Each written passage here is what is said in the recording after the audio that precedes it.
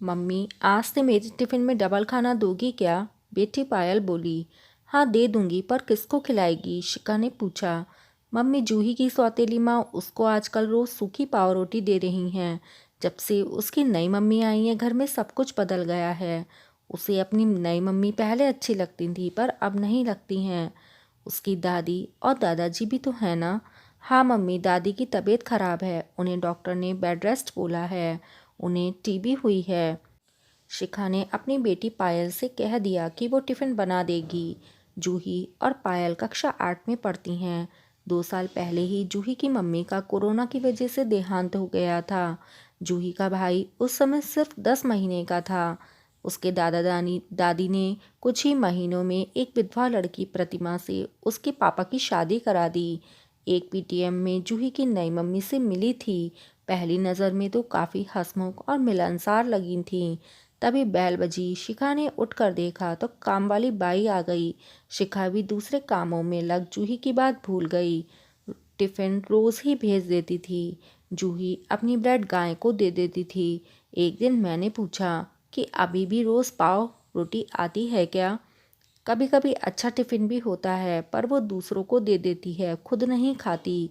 उसकी आया ने उसे कहा है कि उसकी नई मम्मी अच्छा टिफ़िन भी नहीं देंगी, न उसे प्यार करेंगी, वो सौतेली हैं।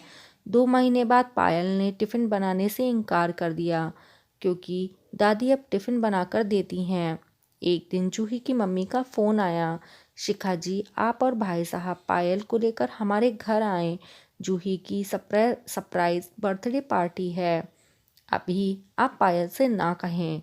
जूही की मम्मी की बातों से वो मुझे अच्छी लगी। पता नहीं कुछ कचोट रहा है, शिखा ने अपने पति से कहा।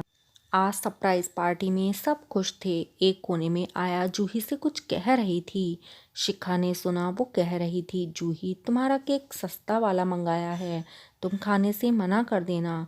शिखा ने आओ देखा ना ताओ उस आया को पकड़कर बीच में ले आई। प्रतिमा हतप्रभ हो गई। क्या हुआ? प्रतिमा जी, आप बहुत अच्छी हैं, पर आपकी आया आपके और आपकी बेटी के रिश्ते के बीच में आ गई है। मतलब? जूही के पापा रजनीश बोले, आपके घर का खाना कौन बनाता है? जूही का टिफ़िन बॉक्स कौन बनाता है?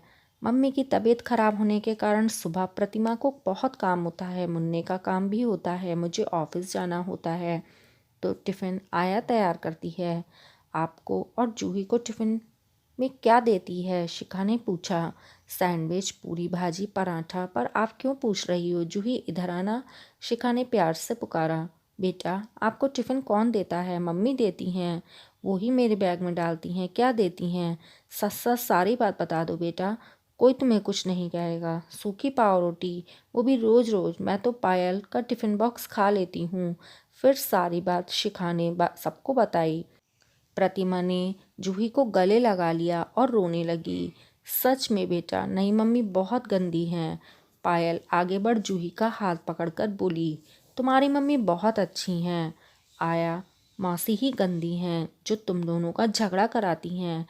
थैंक्स शिखा, आप सही मायने में मेरी दोस्त निकली, वरना तो माँ बेटी का रिश्ता ही खराब हो जाता। आज से हम दोनों बच्चों को अच्छा टिफ़िन देंगी और दोनों शेयर करके खाएंगी। रजनीश ने आया को निकाल दिया।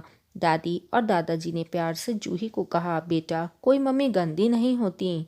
आया ने तुम्हें गलत सिखाया। आगे से कभी भी कोई बात हो तो मम्मी पापा से शिकायत करना, ये तुम्हारा हक है।